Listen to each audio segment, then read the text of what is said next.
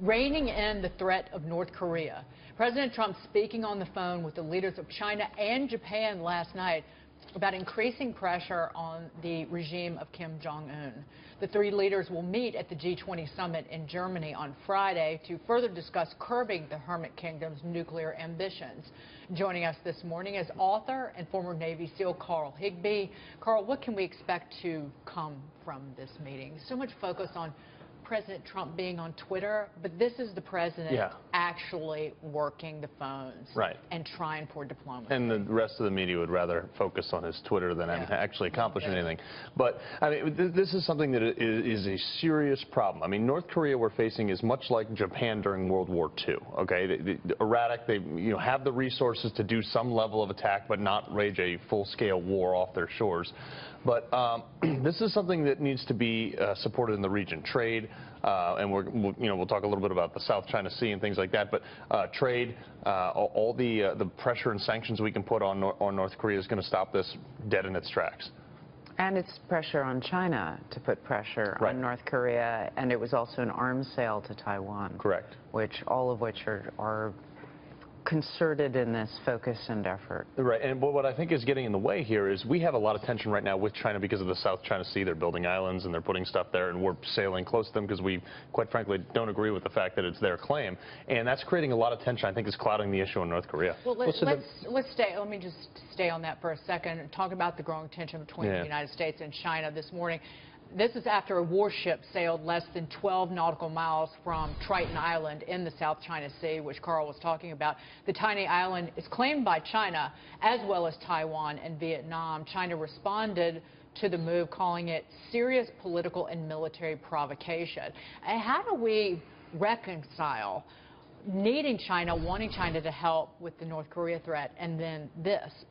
Well, this is something President Trump excels at, is the negotiation here. He needs to go in there and say, look, this is, there's 100 to 1,000 islands in there. You're building some. There's already some there. You're plopping runways on some of them.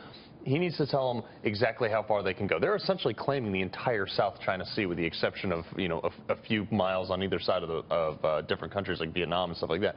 So they can't do that because that's international waters. There's trade and things like that. So we need to say maybe it comes down to us building our own island out there and just sticking a flag on it. I mean, if we have to. This is not. Remember when Trump was having his dinner with the Chinese premier and left the room to go do the phone call to do the Syria airstrike, which was clearly a signal to China, I am a strong guy and you need to pay attention. And China took a big message away from that. Sailing close to this island is the same thing. This is about marking territory. This is about marking boundaries. This is actually kind of what the tweets are about, which is proving that he will take on anyone and anything, and he will double down always, and that's the only direction he goes in. Well, the other challenge that he faces here is how his trade agenda meshes with these problems in the South China Sea and North Korea. He had promised that he was going to call the Chinese a currency offender on day one. He didn't. He was hoping to get their cooperation on North Korea, and so far that isn't happening. It kind of is. They've stopped some commodities going in there.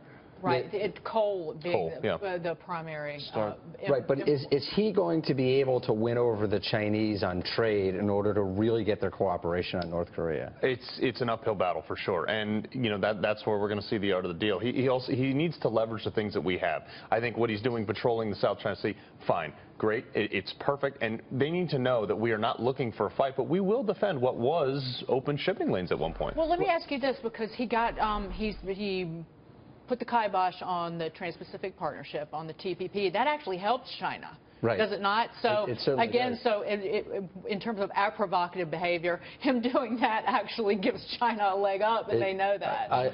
It gives them a stronger economic position in Asia, in part because now other countries are going to say, well, the U.S. isn't a partner here. Where do we turn? Let's look at China. To me, it comes down to what else can China do to put the kibosh on North Korea? What else can they do? I feel like all these moves by Trump are saying, you better do more. What else can they do? Well, so here's the big thing about China is they're not, jumping around to try to get something done with North Korea because, A, they don't want American troops there. They like that buffer zone between South Korea and China that's essentially a black hole if you see it at night via satellite. They also desperately do not want U.S. troops right there on their border, which would be where North Korea is. So they're kind of dragging their feet on a little bit. I think long term, China doesn't benefit from an unstable North Korea, but they certainly don't feel secure with us having some sort of role in it. So this is something that we are going to have to take the action ourselves. If North Korea continues to do these things they're doing and going down the same route, I mean, they're saying basically they're going to shoot a nuclear weapon at us. I mean, at what point? What action do we take? How far can we push them? We need to draw a line right now and find out what, the red line in the sand, what we did in Syria. We need to find out what that line is. The military experts need to sit down and discuss that. And then we need to deliver when they do that. If they say, look, if you test a nuclear warhead, we're going to wipe all your military installations off the face of the earth. I mean, that may be it. I don't know. And it was at the end of May we tested that anti-missile system in the wake of the North Korea threat. So there's certain things, and again, messages that we're sending to both North Korea and China that we're not going to sit by idly and let that happen. Can we wipe out their military installations when Seoul is just sitting there like a sitting duck, right? Right. That's the other thing. It has to be a simultaneous attack. Additionally, in like 6 months, we have the Olympics in Seoul, South Korea. Nobody's talking about that. I mean, this is a serious problem. They can lob artillery rounds there all day long. You know how many people would be killed? I want to move on to the war on terror, and Iraqi forces have nearly driven ISIS out of Mosul after months of fighting. Yesterday, an Iraqi commander said that the battle is expected to be completed within days. Carl, what do you make of the retaking of Mosul? What does it mean in terms of the broad fight against the Islamic State? I think it means something to our side, but it doesn't mean anything to the ISIS side because, look, they're fighting, but they're geographically expanding. They're in Western Europe. They're in Northern Africa. They don't need geographic location to carry out their caliphate. Sure, they had this city. There was a lot of historic significance, a lot of strategic significance to it, but long term, they don't need certain bits of ground. I mean, if you look at the map of ISIS, it's kind of really sporadic. There's not, and they're cut off in certain regions. They don't care as long as they have the ability to progress forward attacks. They're using this refugee movement to come into Western Europe, to come into Northern Africa, and we're not doing anything about it. It's just growing, and it's moving west, further and further west. Just in Britain alone, 3 attacks in, what, 72 days? Exactly, and what does the London mayor say? Well said. Carl, thank you so much. Thank you. Thank you for your service. Thank you. And thank you to everybody who is serving or has served this country, because we wouldn't be free without you guys and gals. Doing our part.